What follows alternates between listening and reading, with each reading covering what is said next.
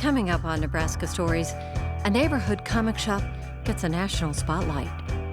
Behind the scenes at an urban oasis, a sidewalk concert from an emerging talent, growing citrus on the high plains, painting Nebraska, one county at a time, and a young player finds maturity off the court.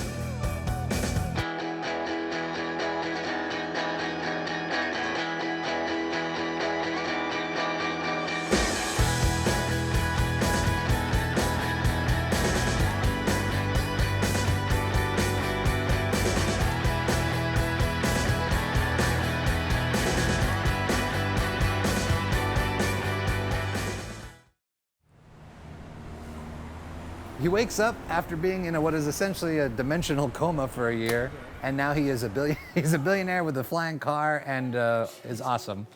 David DeMarco loves comic books. Spoiler alert. Making the decision to start selling comics was easy. I've never had a bad day at work here other than like the times where I've hurt myself, like dropping a box on my foot. And that doesn't count. I've never had a day where I'm like, ugh, work. I have to go to the comic book store and talk to people about stuff I love. That has never happened, never, not once. Given that we are now in this new golden age of comic books where writing and art and all these things have kind of become way more accepted, then one of the things that makes a tremendous story is, I think, open-mindedness and something new and different, characters that you haven't necessarily seen before. Ta-ta! But it's not just the stories they tell. You're welcome. His passion comes from sharing those stories with others. There are things that I would be sad if somebody didn't read them in their life, like they're just really good. As surely as you want someone to have read like To Kill a Mockingbird, it's like a good story, everyone should read it. There are lots of stories like that in the comic world, and they are not meant just for one particular set of people. A good comic can also be a means of dealing with hardship. When David's father died, he used some of his inheritance to buy a rare and expensive Spider-Man comic. A hot commodity for any comic book collector, but not a purchase his father would have approved of. Sorry, Dad. I'm sorry that I took the opportunity to kind of console myself by buying this thing I'd always wanted, but it was super great and I loved it. With that passion as a driving force, David and his business partners joined forces to open Legends Comics and Coffee in hopes of engaging with the community in a new way. We're certainly a part of a growing cadre of these sorts of shops. But I do think that it makes a difference because everyone has accepted coffee as just like, yes, coffee. Comic books still maybe have some work to do. So if I can be a custodian for that and just be a reason why more and more people get into this, oh, great, I'll take it. I live just a few blocks away. My wife and I come here. My wife is not a comic reader, but she likes to hang out on the coffee side. I can go over, do the comic thing. It's a really open atmosphere. This is volume 2, though. Everyone from all walks of life comes in here. We got lawyers, doctors. You know, I'm so glad to see more and more women coming in. That is very, very important for this industry. You cannot be this isolated little bubble that's just like this weird little boys club that you put up a gate against new readers. Like this thing has to be thrown wide open. We've had tons of people who have met here, went on first dates. And then we've had people who got married here, like full on had the wedding, like where we are sitting right now. A fair amount of romance in a place where stereotypically romance isn't supposed to even come into it. So we're pretty proud of that. It's not just customers who are drawn to Legends, but comic book creators as well. I put a fair amount of detail. Yeah. Not all the time. So that's the Legend Comics and Coffee Creators Workshop, and that is for local writers and artists to kind of come together, network with each other, bounce ideas off one another. I think it's that idea of making the hobby, the industry and everything part of the community. And that's that idea of fighting that exclusivity that surrounded comic book shops for so long. It's kind of a place of synthesis. Coming here, getting to know people, ideas are able to grow into, more than just ideas, and then you can start developing that up to the next phase. It's actually led to several comic books and children's books being created and published that we do sell over on our front counter. It's really been great just watching people who didn't know each other come together and create something. That's super cool. The community was there, right? We are a lightning rod. That's all we did. We just kind of like, here we are, and the community was like, yes.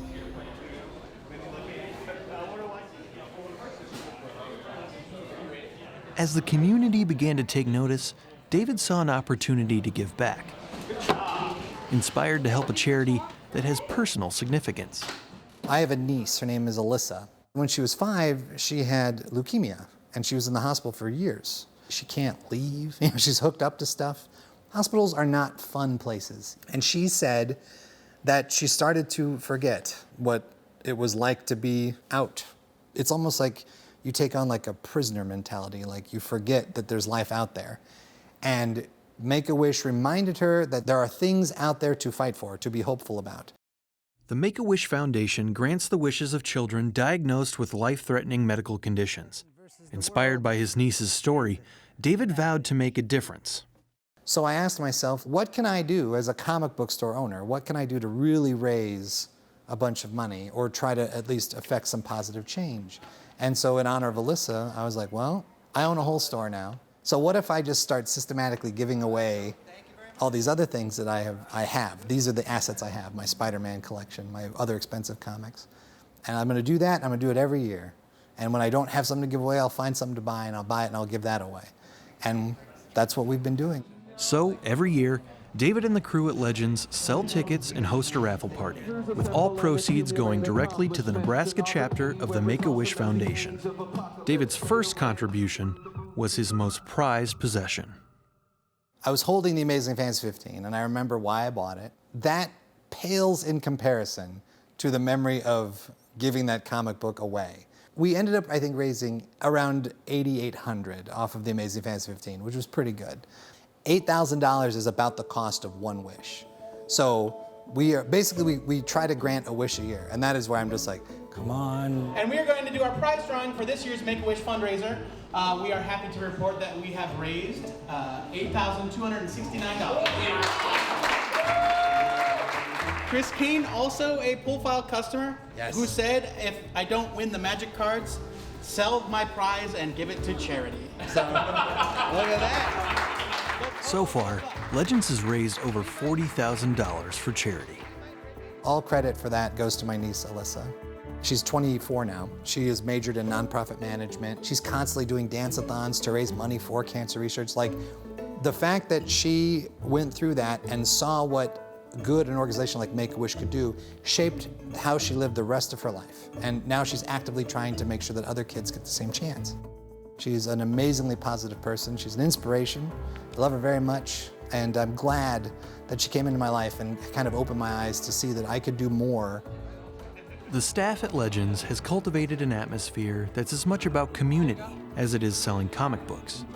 And for their efforts, they gained international recognition at the 2014 San Diego Comic Convention, winning the coveted Will Eisner Spirit of Retailing Award. For us, now the goal is to make sure that we live up to that. A lot of people might give up, like, well, we did it, we can stop. No, there's other things to do. Thanks, guys. You know, selling comic books and making people happy, that's a reasonable thing. But to actually try to use my position as a comic book store owner, being part of this community to really make, I think, a more positive influence, I think that's pretty rad too.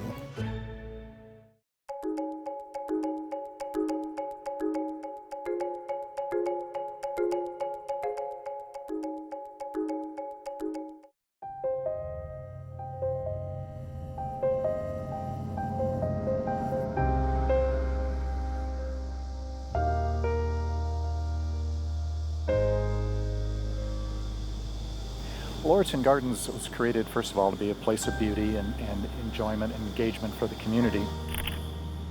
There's a sense of place from the moment you arrive at the garden.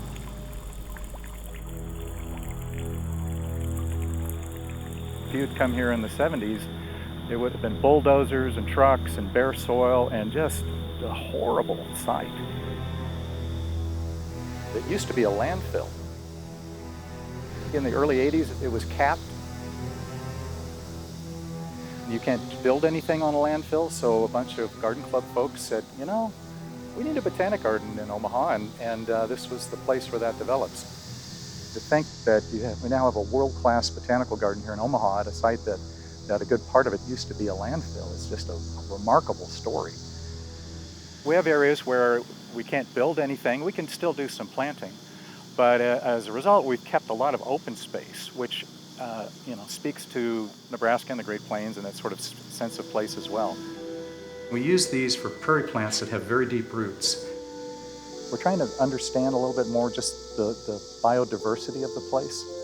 And as tough as it sounds, sometimes that means just watching birds and butterflies out in the garden. So we're developing an inventory, tracking those things and seeing where they occur. Did you see it fly over there? Yep, it's right there.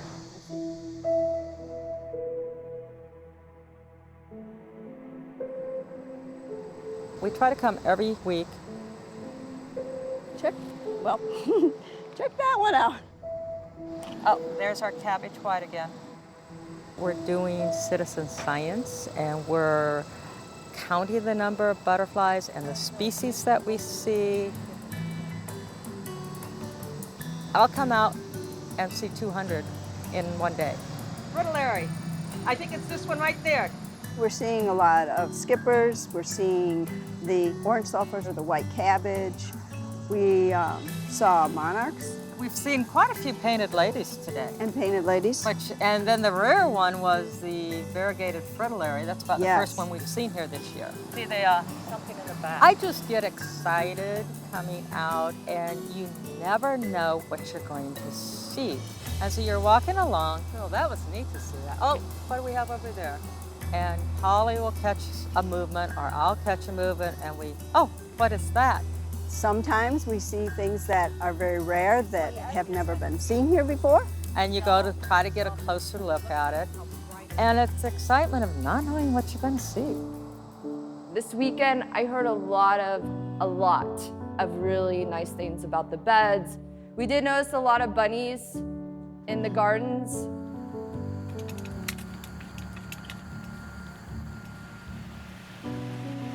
My primary role here is working with the plants and the gardeners and make sure they're in the right place and that they have the right resources to take care of the plants on our grounds.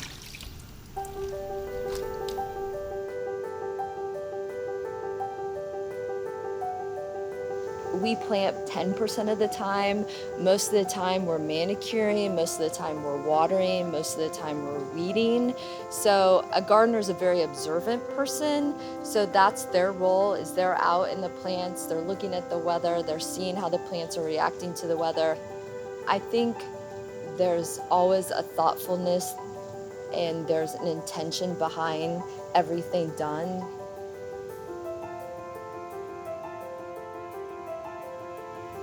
The new garden that we've been developing, the conservation garden, that really showcases the plants of Nebraska. This is another old school horticulture practice. We just make little ones out of big ones and divide it up.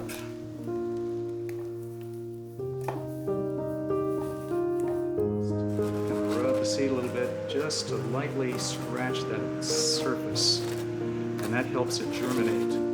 People are familiar with endangered animals like pandas or polar bears or whatever, but the concept of plants possibly going extinct in the wild is somewhat foreign. The Conservation Discovery Garden is a place where we can display some rare plants that we're working with.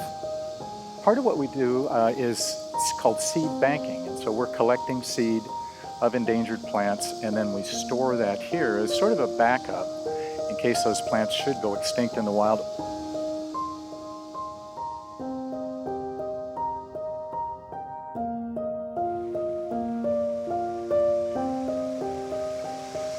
It's a really pretty place, so it's my first time seeing it. I think it's gorgeous, honestly. I love nature a lot. You don't smell that city air. It smells like nature. It smells clean, it smells refreshing. So it's very peaceful out here. It's very calming to just walk through here and see all the different types of plants and stuff, like plants I've never seen before.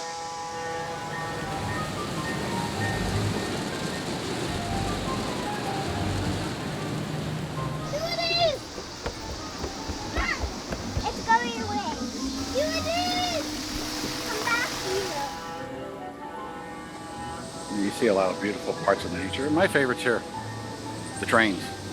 I love seeing the train. I don't think I've ever seen anything like it anywhere else in the country.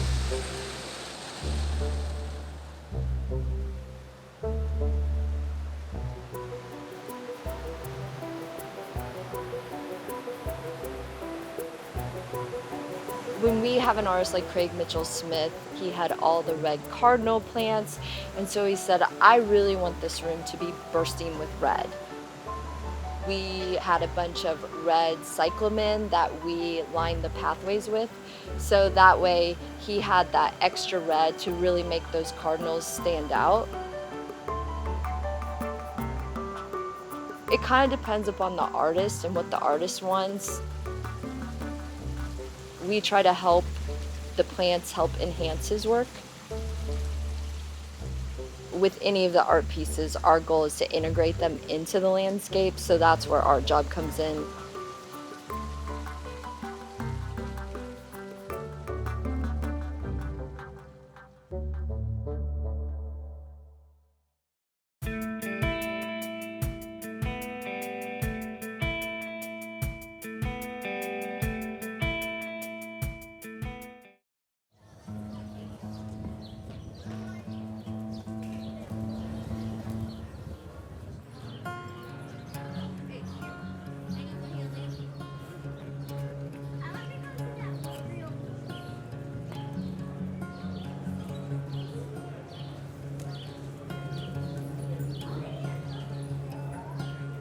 I had the same dream every night. What was I dreaming before?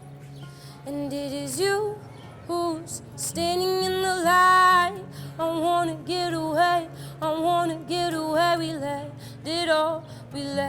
it all fall down. And it was you, not me, who had to hit the ground. And you were the one, and you were the one. And it's only in my dreams that I get lost in the past. And you are still in love with me. You let it all go. And it was you, not me, who had to leave this home. Whoa. And you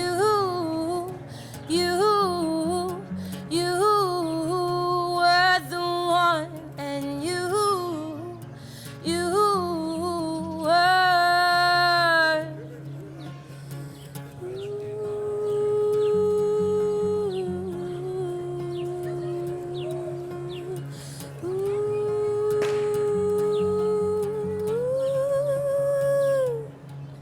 And I can see a daisy face in the blue sky, reflected in your eyes, thank you. And the dreams I dream are relentless in my mind at night. And the dreams I dream are haunting me all the time. 'Cause you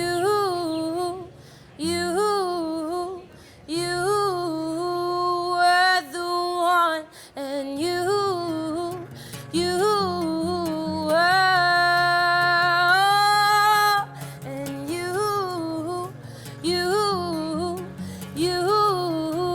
were the one, and you were the one.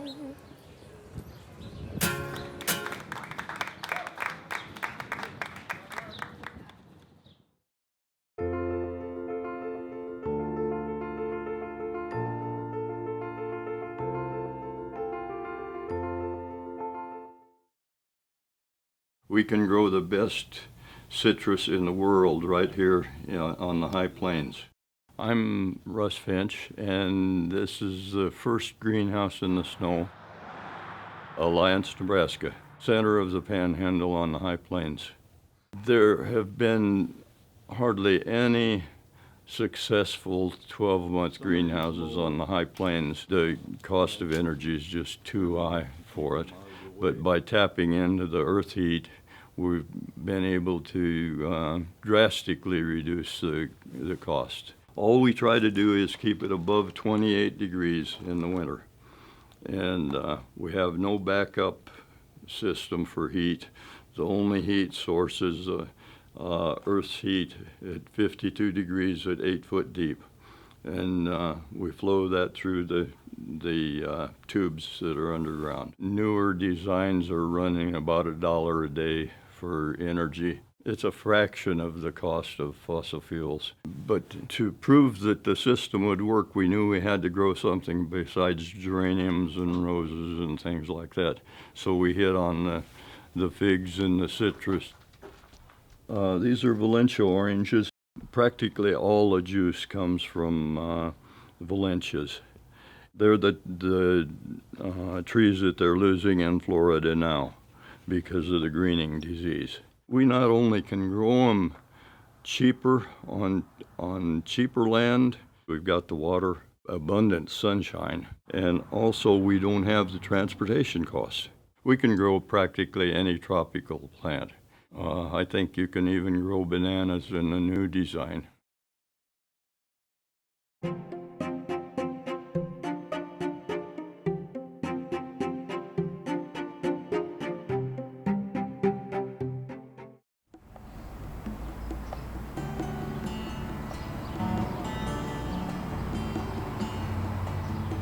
So out of all 93 counties, I only have 10 left. And this is one of the 10 Lancaster counties. So.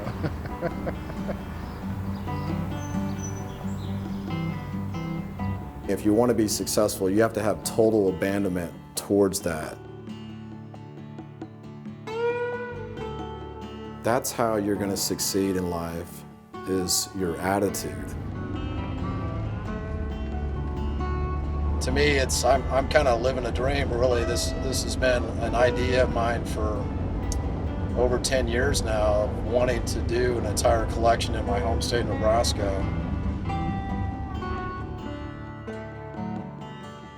I had no clue when I started this project it would actually coincide with Nebraska's sesquicentennial, with the 150th statehood anniversary.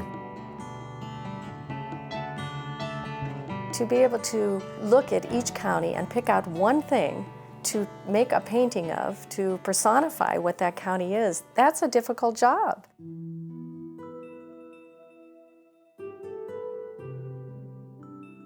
You should know your history out of respect to people who have been here before, lived here, made the place, died, and just get swallowed up by time.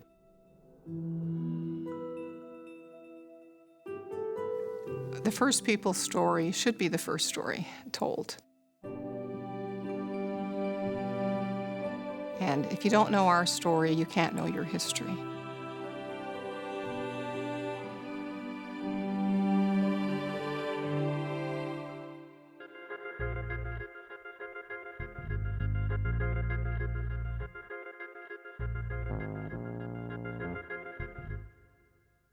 There's someone that wants to have Jason's name on the back of their shirt. I think Logan wanted like a connection to the team. I think he thought it was cool that he actually knew somebody that would be on the team. I mean, he's always there after the games waiting for me with the shirt on, and he's usually the first person I say hi to. So he's always been there for me this year. Jason Towery, then a senior small forward at Lincoln High, expected his maturing to happen on the court. In fact, it would happen off the court after he noticed his name on the back of a young boy's shirt. I noticed him, I think, it was one of those beginning games. He was in the gym and I saw the shirt. So I kind of talked to him, and actually from there on, we just kind of stayed close since. They began a friendship, and Jason has taken on a role that was absent from his life as a young man, as well as Logan's. So my mom and I have had custody of Logan since he was about 6 months old. His father passed away, and then his mom she didn't make very good decisions. So my mom and I have been taking care of him. It's really nice for me to see that he figured out how to be a male mentor without having someone in the household to show him. I remember when I was his age, I looked up to older people too. And I mean, having somebody do the same thing to me, it's kind of unique. Well, sometimes we play basketball, sometimes we go to the movies, and it's like having a big brother. Here you go. We decided we were going to go to his school and bring him a basketball, and I had signed it, and I knew he'd like it. I just kind of wanted to do something that made him feel kind of special. Logan was just over the moon because he thought it was so cool that Jason would at least take the time out and see him and meet his friends. Jesse told me that there was gonna be a surprise, and I didn't know what it was, so he's just kind of surprised me. It's so awesome, I didn't even think it was true. That felt great. Jason and Logan also began to share a journal back and forth as a way to keep their lines of communication open. I believe we started that right after basketball season. I didn't see him for a little while, and I think the journal was just he had wrote me, asked me how everything was, and so from there on, we just kind of passed it back and forth. In the notebook, he said that I was like a little brother to him that he never had. I felt like he was my big brother. There you go. Shot's looking better. I think Logan now wants to be a role model for other kids in this sense. You know, he sees what, it's like to have a good, male role model in his life. I'm really pleased as a parent to see my son give back, to give back to the community and to give back as a mentor. He's taught me that wherever I go, somebody has eyes on me. You hear that a lot, but you don't really notice it until it's actually happening.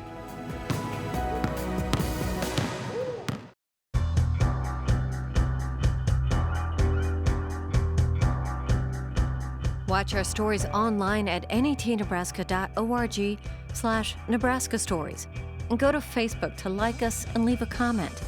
Join the Nebraska Stories conversation.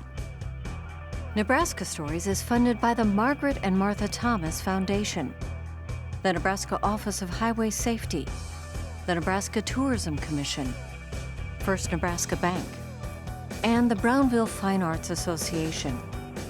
Sustained funding for arts coverage is provided by the H. Lee and Carol Gendler Charitable Fund.